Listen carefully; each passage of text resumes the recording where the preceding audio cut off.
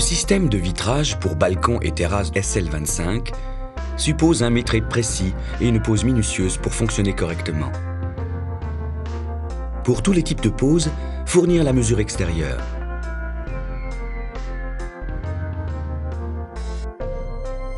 Déterminer le type de pose, en tableau, particulièrement conseillé, ou en applique. Cas numéro 1, la pose en tableau. Mesurer les cotes minimales souhaitées en largeur et hauteur et déduire un jeu de 5 mm de chaque côté. Cas numéro 2, la pose en applique.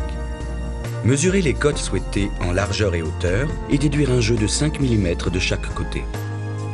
Attention, le ventail de service du SL25 déborde au-delà des rails haut et bas en position ouverte.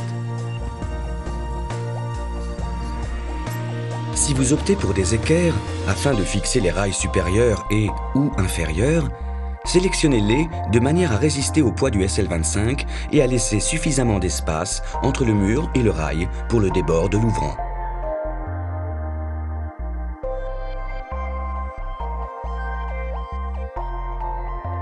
Dans le cas de passage d'angle par les différents vantaux, consultez-nous afin de vérifier la faisabilité de la fabrication. Le métré est extrêmement important, car vous fournissez ainsi directement les dimensions de fabrication. Enfin, n'oubliez pas que le SL25 est un système où tout le poids des vantaux, particulièrement en position repliée, est suspendu au linteau. Utilisez une visserie adaptée à ce poids. Notez que Soprofen ne fournit ni les outillages ni la visserie de pose.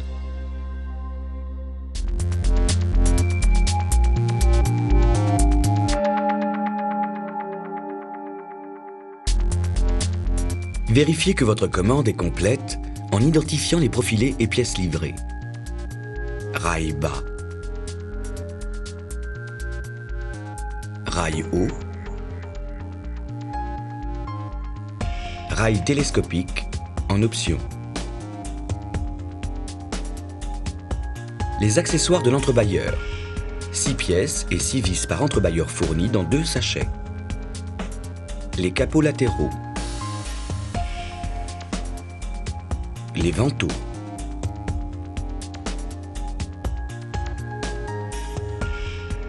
Les accessoires d'angle en option.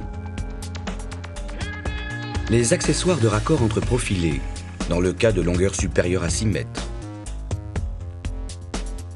Les pièces d'extension pour rail télescopique en option. Un élastique noir bloquant les vantaux en position ouverte, fourni dans un sachet.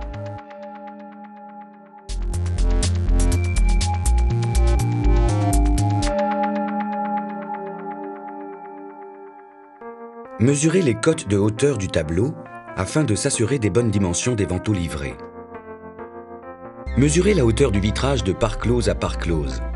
La hauteur totale du tableau doit se décomposer comme suit, avec une tolérance de plus ou moins 8 mm. La hauteur vitrage, plus 2 x 5 mm de jeu, plus 42 mm de rail bas, plus 68 mm de rail haut, plus 20 mm de rail télescopique. Prenons un exemple. Hauteur vitrage 2000 mm, plus 2 x 5 mm de jeu, plus 42 mm de rail bas, plus 68 mm de rail haut, plus 20 mm de rail télescopique, donne un total de 2140 mm. La hauteur tableau mesurée doit donc se situer entre 2132 mm et 2148 mm.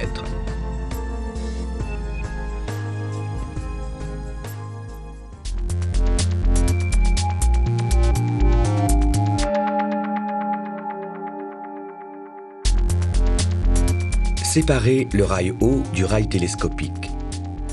Percer le rail télescopique de part et d'autre de la vis longue.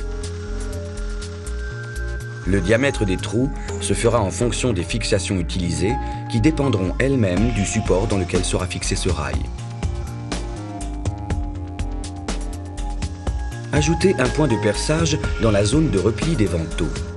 En effet, cette fixation supplémentaire permet de supporter le poids total des vantaux en position ouverte. Attention, s'assurer de laisser un jeu minimum de 5 mm entre les extrémités du rail télescopique et le mur afin de pouvoir passer les capots latéraux.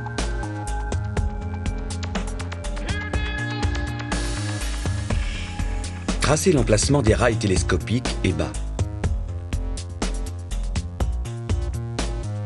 Attention, n'ayant pas la même largeur, il est impératif de repérer leur anthrax. Il est également indispensable que les deux axes soient d'aplomb. Le SL25 ne fonctionnera pas si cette règle n'est pas respectée.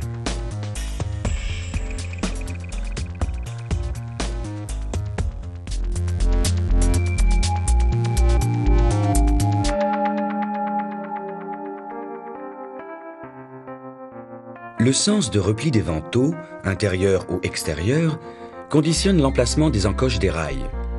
Exemple, encoche côté intérieur pour repli des vantaux vers l'intérieur.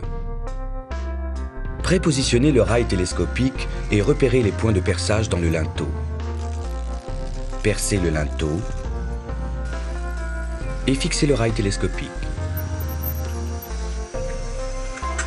Si vous n'avez pas commandé le rail télescopique, fixez directement le rail haut.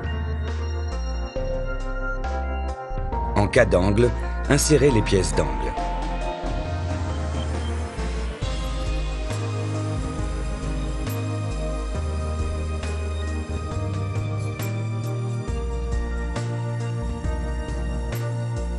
Insérez le rail haut dans le rail télescopique en alignant les écrous du rail haut à la vis du rail télescopique.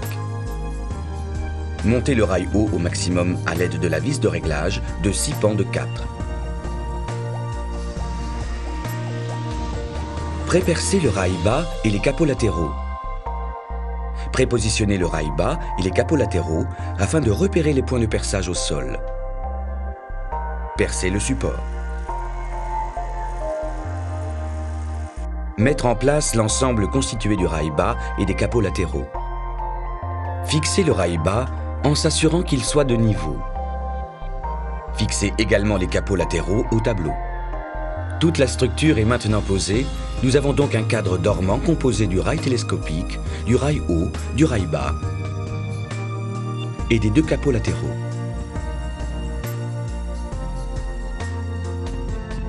Les centres des encoches hautes et basses doivent être parfaitement alignés. Mesurez la distance entre le haut du rail bas et le bas du rail haut. Ajustez cette cote à la hauteur du ventail, plus 10 mm. Prenons un exemple. Hauteur vitrage 2000 mm, plus 2 x 5 mm de jeu, égale 2010 mm.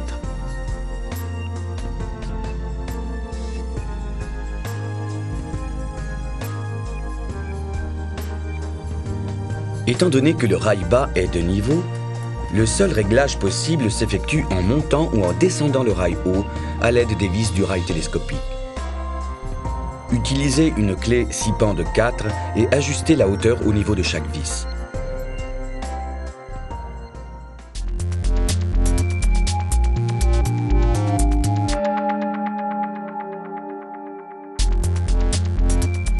Avant la mise en place des vitrages, déclipez les joints noirs des capots latéraux en haut et en bas sur environ 20 cm.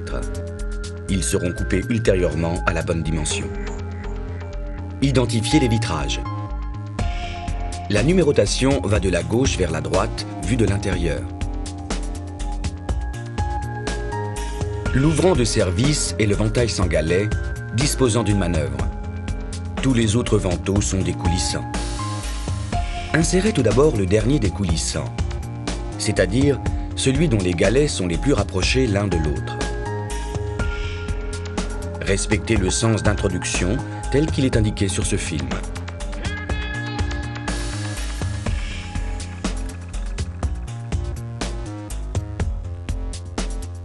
Après l'avoir inséré, faites-le glisser jusqu'au bout de la structure. Le système de galets assure un jeu constant et non modifiable en partie haute. Si le ventail ne glisse pas correctement, réglez le jeu entre le vitrage et le rail bas à l'aide de la vis du rail télescopique. Cette opération permet de faire monter ou descendre le rail haut à l'intérieur du rail télescopique. Respectez un jeu de 5 mm en partie basse entre le haut du rail bas et le bas de la parclose basse. Ce jeu est important pour le bon fonctionnement et pour ne pas détériorer les brosses. Lorsque les jeux sont acceptables sur toute la longueur de la structure, insérez les autres coulissants.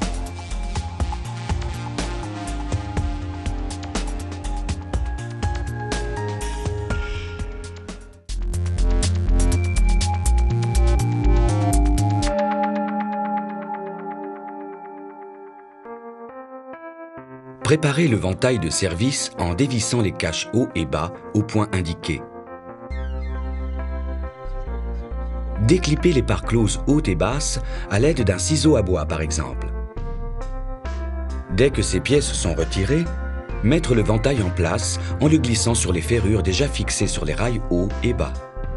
Bloquez légèrement les pommelles contre le ventail à l'aide des vis pointeaux.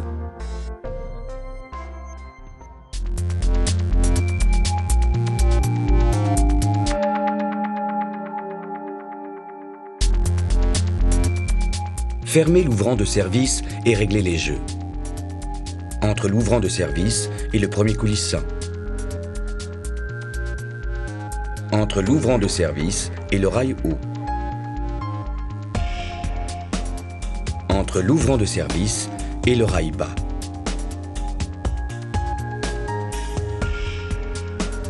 Pour régler ces jeux, utilisez simultanément les outils suivants.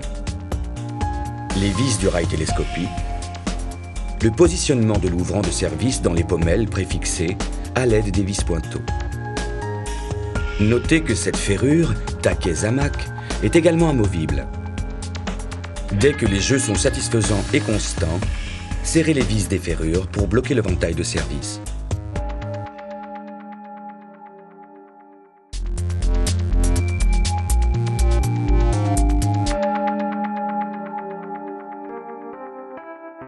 Mettre en place le cache bas dans l'encoche du rail bas.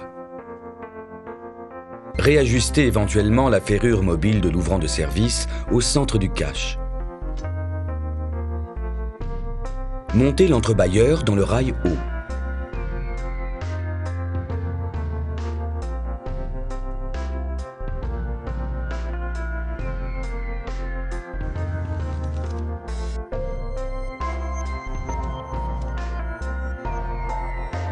Reclippez les parts closes de l'ouvrant de service et revissez les caches.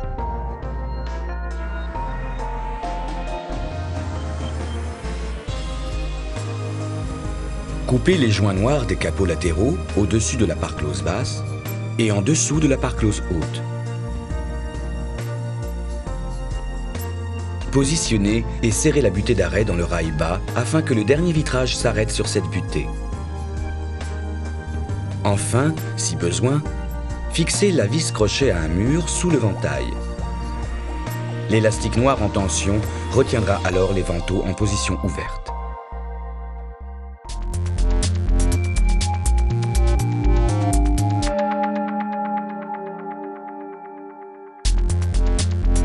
Procédez comme avec un ouvrant de service. Dévissez les caches haut et bas. Déclipper les parts closes, mettre le ventail en place en le glissant sur les ferrures déjà fixées sur les rails haut et bas.